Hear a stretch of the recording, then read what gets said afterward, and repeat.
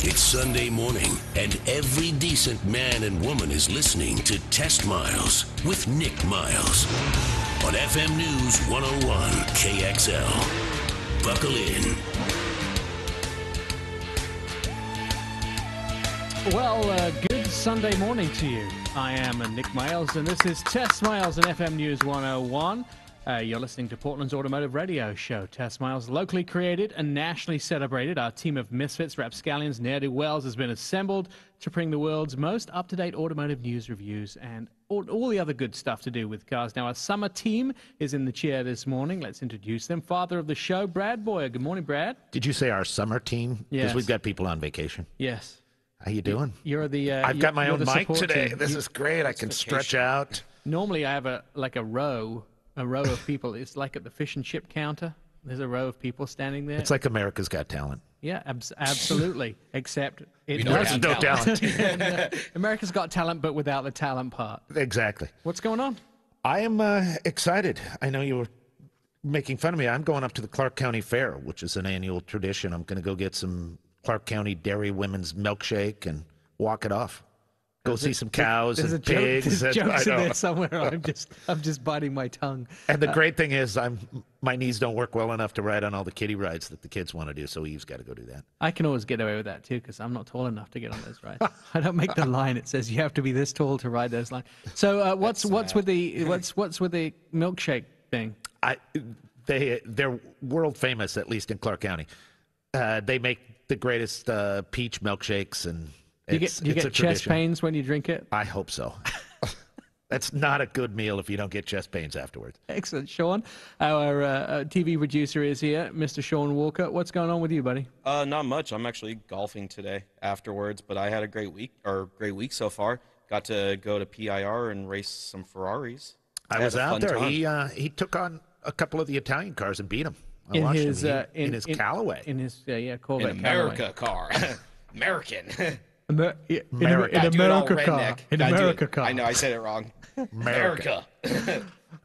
So you did pretty well. I heard you passed 3 Ferraris. Yeah, GTR and a couple. It was fun out there. I just had a blast. Thank you, Steve, for letting us come out there. That's Steve Wintermandel, and we're referring to Tonkin Track Day, which took place on Monday the 28th, just last Monday, where a lot of very high-end Italian cars and some not Italian cars get out on the track and have a good time. And we went out there to gather footage of it for an upcoming TV piece.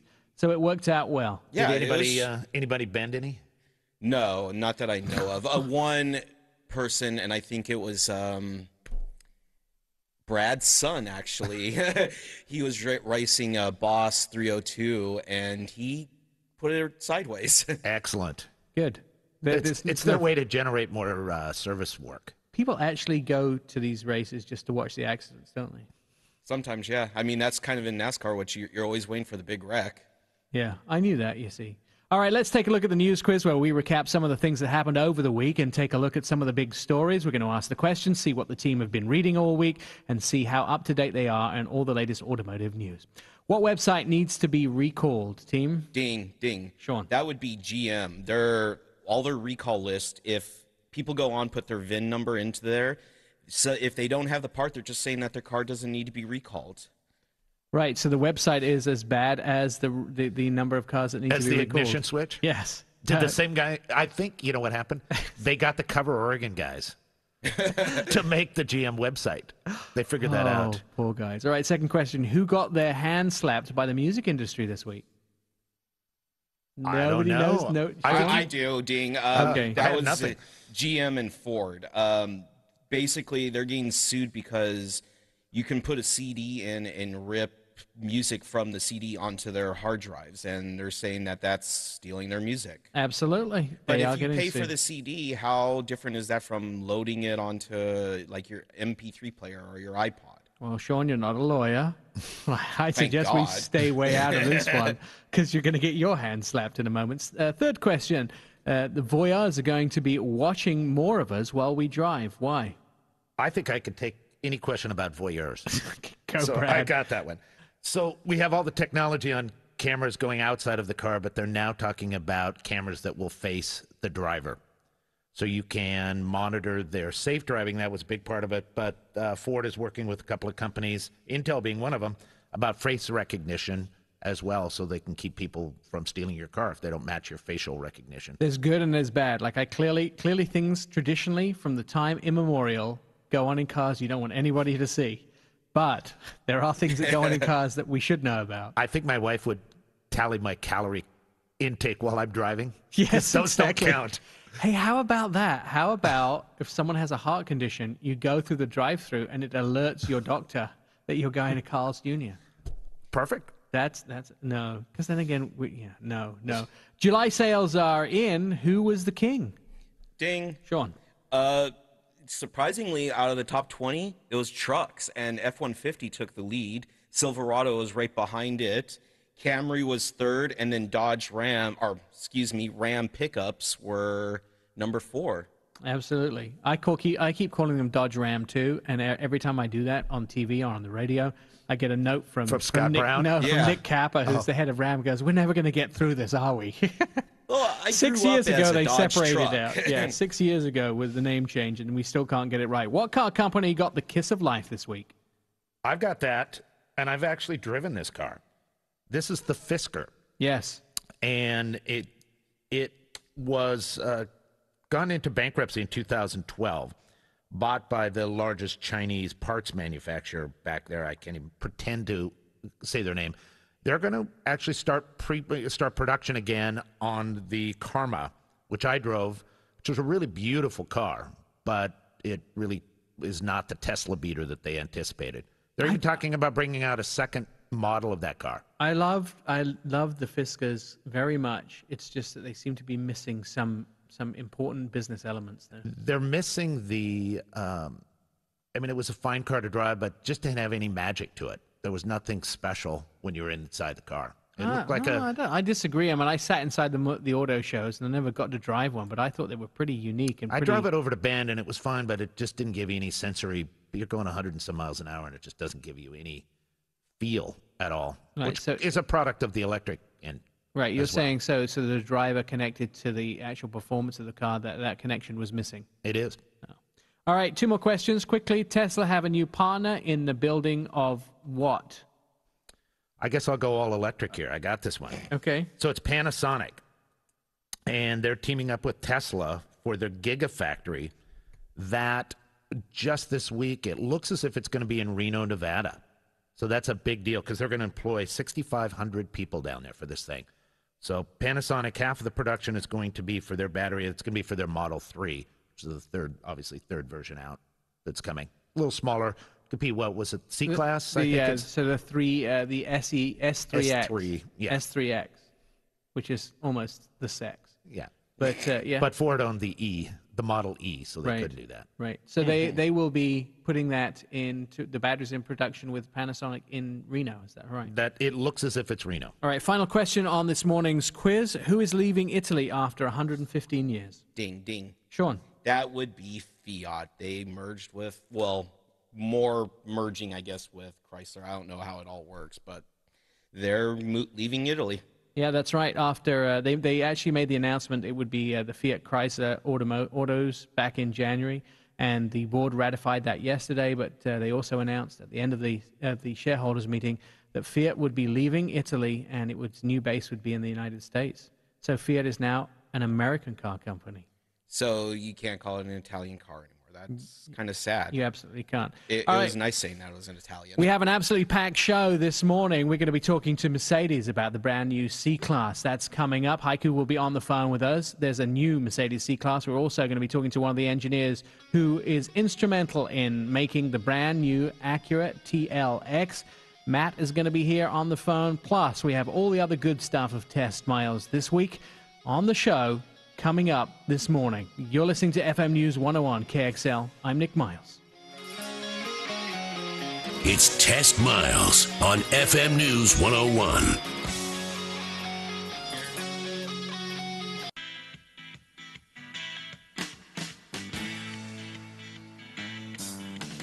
Test Miles, like NASCAR, but with one right turn. TestMiles.com.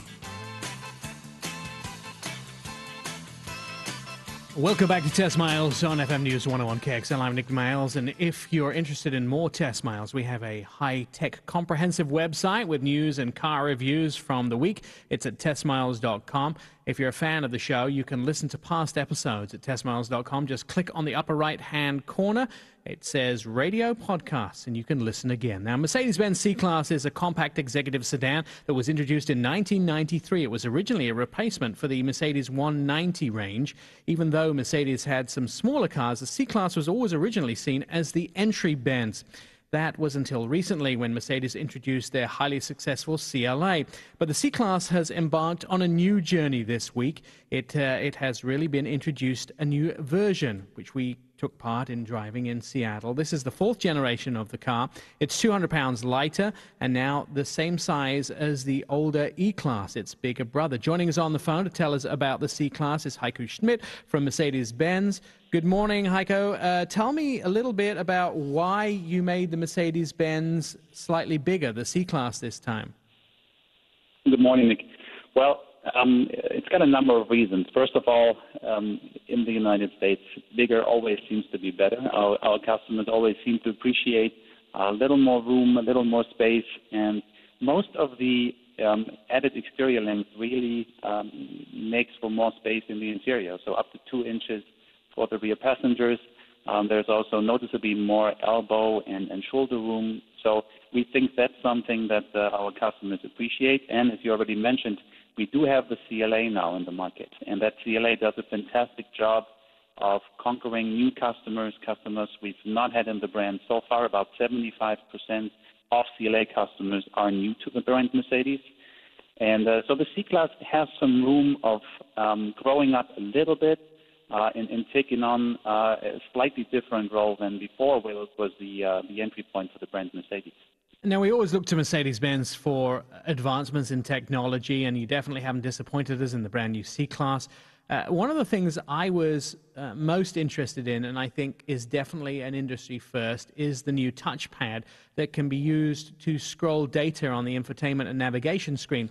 So now, instead of just having the wheel, which we've always had in a lot of the German cars where you can scroll through the material, you actually have a touchpad. Your hand rests right on it, and just like your smartphone, you use your fingers to guide yourself around the screen, and you just push down to tap like you would on your smartphone to activate something when you come across it in the menu. This is really a piece of engineering genius, isn't it? Absolutely, and we are proud to have a technology like this in the C-Class as standard equipment. So all C-Classes in the United States will be equipped with this feature, as we think it's the most intuitive way to control all those new infotainment functions that the new head unit brings along. So just like you mentioned, Nick, it's using the touchpad just like you would with your smartphone. So you can scroll, you can pinch, you can zoom in, zoom out. But we explicitly said, okay, we want to make the transition for our customers as easy as possible. So we also kept the controller that our customers are used to. There's also Linguatronic, our voice control. There's the buttons on the steering wheel. So there's a number of different ways that the customers can use to provide input to the vehicle. Now, one of the most exciting features about the touchpad is obviously the ability to enter destinations with handwriting. So the touchpad actually recognizes your handwriting. It does so in English, but even more impressive is Chinese, in Japanese. So that's definitely a deal breaker. So do you have to set the language for that, or does it recognize any input of characters? It recognizes the characters in that language that you've said you have the unit to. So, and again, a stroke of genius as far as I'm concerned. I've been constantly looking for some way to actually get the smartphone integrated into the car. Now, I know Apple Play and a bunch of other guys have been doing that, but this seems to be the very logical step to do it. Let's talk about the other safety features that you have in this Mercedes-Benz C-Class. First of all, you have a lot of pieces of engineering to make sure that we stay on the road and we actually don't vary outside the lines. And the car actually will help you really be somewhat of a less of a driver. It does a lot of things autonomously to make sure that you can't get yourself into trouble, doesn't it? Exactly. And the way we see it is the car should always assist the driver. It never takes the driver's job. So the driver is always in the role to overrule some of these features. But this car has some technology that nowhere else is to be found in that segment. And what you allude to, Nick, is first of all the Distronic Plus with steering assist. So on the highway, the car uses a stereo camera on the windshield to find the lanes on either, or the markers on either side of the lane, and can actually steer the car itself. Now, on highway speeds, that still requires that you have your hands on the steering wheel. That's a legal requirement. But one of the really the really coolest features is that once you are stuck in stop-and-go traffic at speeds of up to 37 miles an hour, you can completely let go of the steering wheel. The car will follow the line, the car in front of you, goes around bends, accelerates and brakes automatically. And that's a huge benefit and a huge added comfort, especially in stop-and-go traffic. And again, all of that is technology that our competitors don't offer at this time. Assisted and added to that is the active lane keeping assist, just a system that warns you as soon as you have the risk of crossing the line on the highway, the active blind spot assist, and a number of other features. And maybe for us, the most noticeable is the Collision Prevention Assist Plus. That's a radar-based system that is actually standard in the car, which can either prevent an accident completely, a collision, or at least mitigate the severity of such an impact by braking autonomously. And we think, as we've done in the past with ESP or ABS, airbags, and as soon as you really make a feature like this standard in a car, that's where you really make an impact in safety. And absolutely. And finally, we're going to run out of time here in a moment or so, but let me ask you, what sort of price are we looking at to get into this new C-Class? So we just announced pricing as part of our press drive last week in Seattle. The entry version C300, which is powered by a 2-liter four-cylinder with 241 horsepower, will start at $38,400. So that's an incredible price, and I know you can get up when you go to the 400, probably about $12,000 at least dollars more. I could thank you so much for joining us on TestMiles this morning. Thanks for being a friend of the show, and I look forward to spending some more time in the C-Class. My time in Seattle was absolutely great. Thanks for having me, Nick. You're listening to TestMiles on FM News 101. Still to come, we're going to be talking to Matt from Acura. We'll be finding out about their brand new car, which is called the TLX, and it actually competes against the C-Class somewhat. We'll also have all the roundup of what we've been driving this week. That and more to come on TestMiles this morning. Good morning to you. I'm Nick Miles. Throw it in neutral and coast in with TestMiles.com.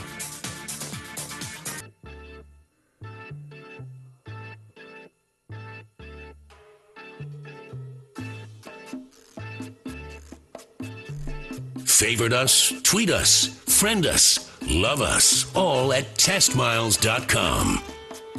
Sunday morning on FM News 101 KXL. This is Test Miles, Portland's automotive radio show at TestMiles.com. Always available is the website. This week you can see our story about auctioning of the new Hellcat. This is a 707 horsepower car we've talked about many times on the show, produced by Dodge.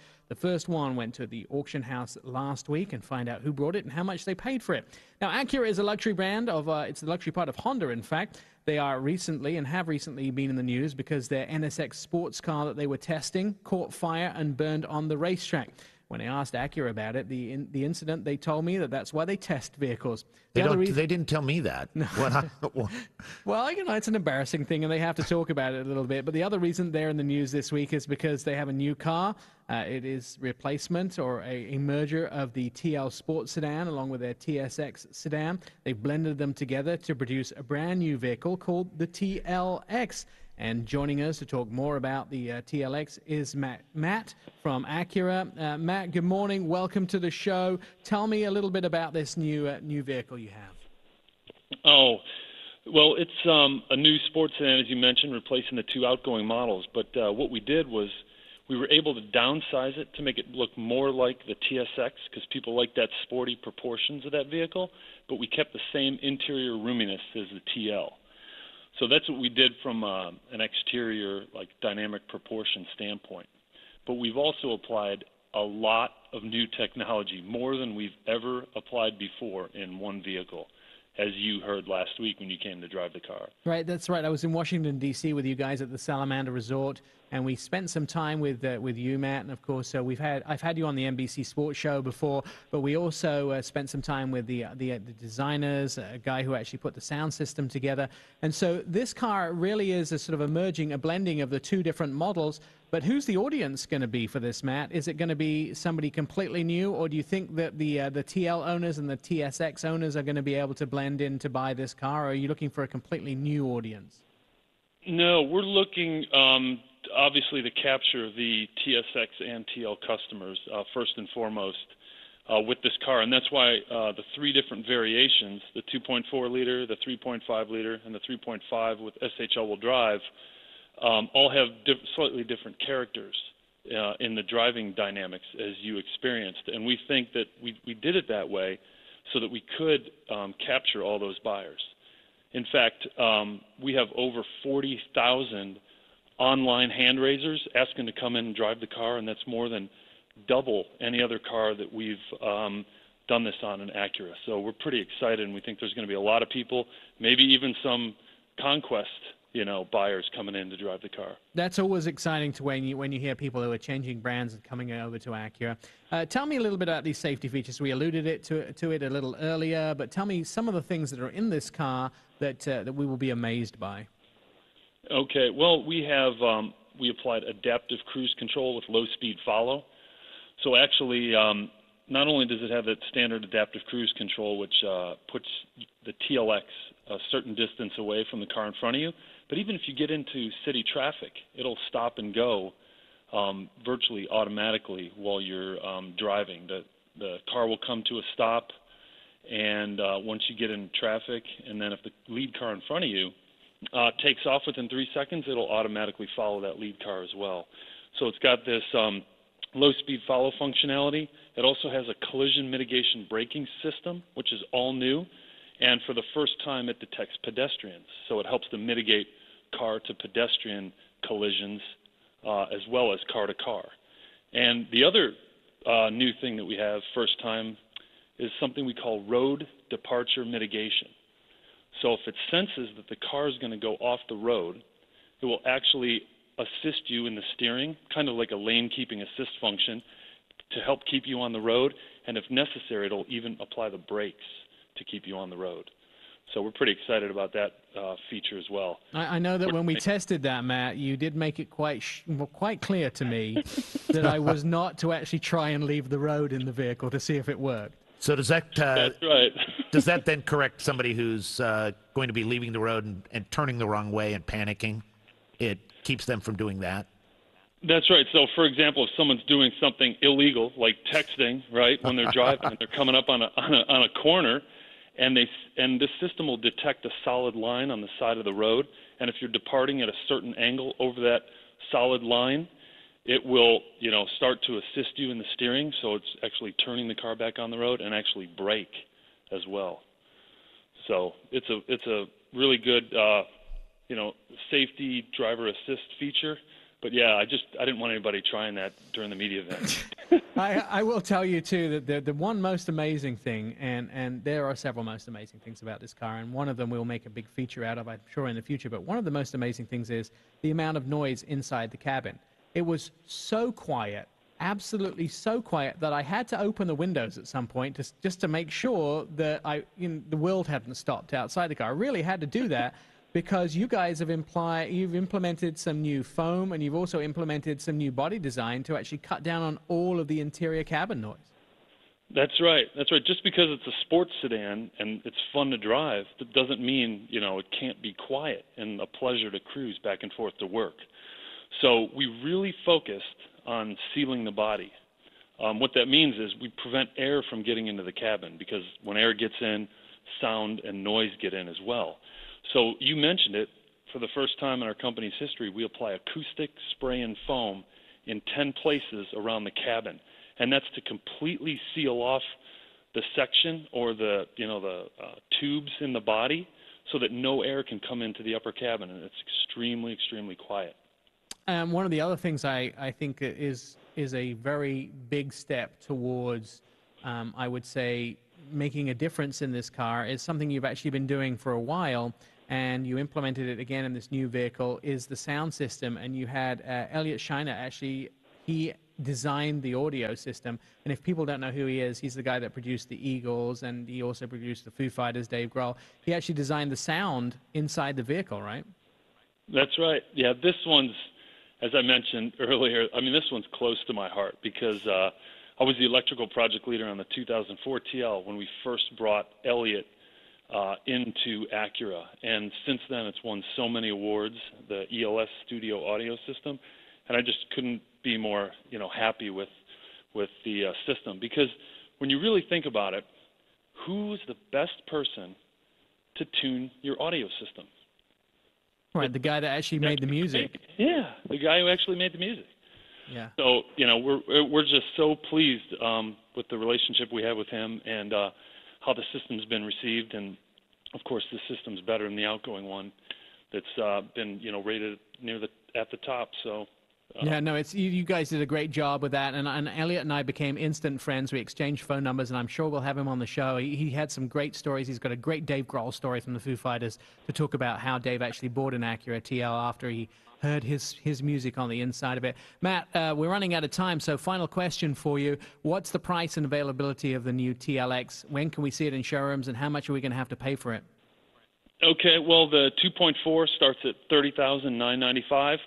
And it goes all the way up to the top of the line. Super handling all-wheel drive V6 is around just under $45,000, so it's a wide range, and it'll be available in August, pretty soon. I will tell you, you at least have to go test drive it in the showrooms because it was really exciting. Matt, you're always a friend of the show. Thanks so much for being here, and we'll run into you hopefully in the next little while where we can talk more about some of the Acura products that you guys are putting together. Okay, sounds good, Nick. Thanks for coming out here this week. No problem. Good man, and I will test drive your Acuras anytime that you let me. So you're listening to Test Miles on FM News 101 KXL. Still to come, we're going to talk a little bit about the cars that we've been driving this week. Got a few other little gems in store for you, and I'm going to tell you a little bit about my trip to Denver next week, where I am going to pick up a van and drive one of my old co-hosts who's doing mornings on a sister radio show. We're going to drive 1,250 miles together across the country, me and Marconi in a vehicle. I'm not sure our friendship will last. We'll talk more about that. You're listening to FM News 101 KXL. This is Test Miles, and I'm Nick Miles.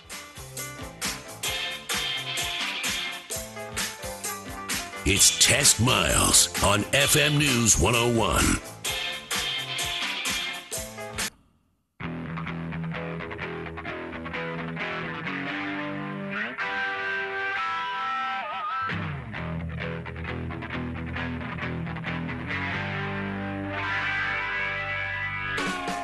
Test Miles, like NASCAR, but with one right turn. TestMiles.com. Test Miles, Portland's Automotive Radio Show with the latest information. Anyone can have or own a car, and the cars that you've ridden in, we love to talk about those on the show. Also, if you have a driver's license, we'd love to entertain you. Join us every Sunday here. TestMiles.com, you can read about the fight between America, Japan, and Europe as to who has the most appealing cars in the country. That list was released last week. We talked about it on our morning news segment, and you can look at who made the top list of the cars around the country to be the most appealing. All right, on the show this morning, we have been test driving some cars. I have actually had the Ram 1500, which I have on a long term, which is a truck. One of the things I love about this vehicle and wanted to point out today was their Uconnect system. First of all, I think the Chrysler Group's Uconnect system is probably the best infotainment system which is in the country right now. Looking at all of them, it's the easiest to use, it has the best graphics, and of course it has the text-to-speech app, which I think is one of the best things that I've seen so far. How does it read your voice? It's actually good. A lot of the times people and machines don't understand me. This machine understands me, and it's able to 100% yesterday. So I got a text from my friend Jim Smith, who lives in Missouri, And Jim texted me, am I going to be on the computer later tonight? And I responded, I'm just going out the store to get some ice cream and milk. I'll be back in about 20 minutes and hop on the computer. Not a single word wrong. The machine got it. I set it to the Uconnect system, and it texted it right back to him. So when you get a text in this vehicle with the Uconnect, you can listen to the text, and you can respond with voice, and then tell it what you want it to text. It types it out and texts it back. Now, I know texting and driving is something that's a big issue for people who are behind the wheel. This is a great way to avert danger and a simpler way to be able to respond to people when you have to. Love the system. They were one of the first to do it. A lot of people doing it now. But there's lots of other things in the Uconnect, including the fact that it has its own Wi-Fi hotspot in the car. So I like to sit out in the car sometimes when I don't want anybody else to know what I'm doing, and put the air conditioning on, just sit in the driveway and use the internet system. All right, so I've also been driving another vehicle this week, which is the Subaru XV Crosstrek, the hybrid version. And this, to me, is one of the most beautiful cars to look at. Love the fact that they basically took the Impreza hatch, they raised it up off the ground, I think by about 9 inches. They gave it their, and they also have their all-wheel drive, so make sure all-wheel drive. But they gave it a little more of an outdoor rugged look in the vehicle. It's really an urban dirt-based vehicle that they've put together. It's very versatile. It's a small vehicle, standard all-wheel drive, as I mentioned, relatively strong off-road capabilities. Give it somewhat of a unique. I don't think there is much competition for it in the marketplace. It's spacious on the inside, fuel efficient, and of course a hybrid. The biggest problems with it, I think, I found were the lackluster acceleration, the tiresome CVT transmission, the engine noise, and the sound system is exactly what we've been complaining about in Subarus for a while. They really need to get their sound systems updated. 4 cylinders, 148 horsepower. Again, that variable transmission, all-wheel drive. 29.33 is the miles per gallon, which is fairly reasonable for a vehicle that has all-wheel drive. I think it is, in fact, the most reasonable gas fuel economy you can get. It doesn't really have any competition. Comes in 4 trim levels: the Premium, the Limited, the Hybrid, and the Hybrid Touring. The tech on the inside, that's one of the big problems with Subaru, is they do great cars, but I always feel that tech is very lackluster. Their technology is all in their all-wheel drive system. Yeah, I think that they had a choice of where they put their man hours, and they didn't put it on the stuff on the inside. Although they do have a good stereoscopic camera in the Legacies, and they do have an accident mitigation system, cruise control, that sort of thing. Starts at around 21,996. That's for the non-hybrid version.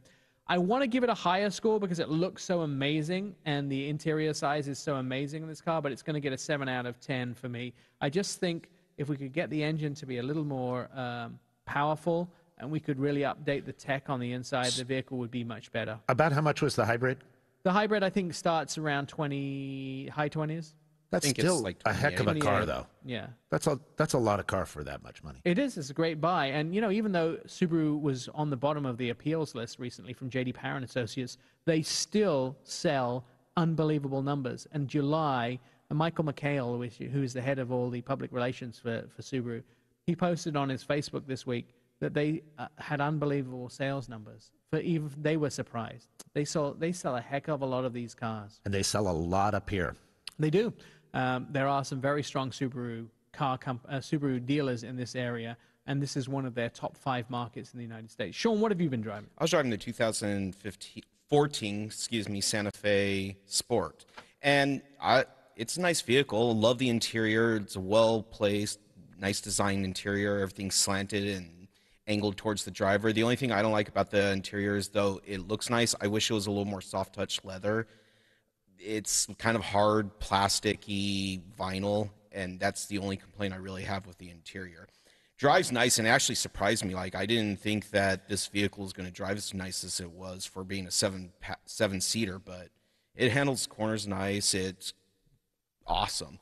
Has the 2.4-liter, 190 horsepower, 6-speed auto. I got around 27 miles to the gallon in the vehicle. Starting price is $24,950.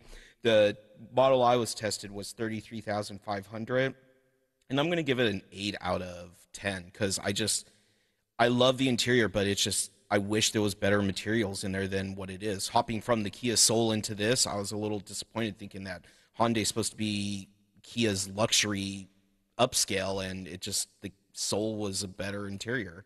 Right. And so what's its competition then?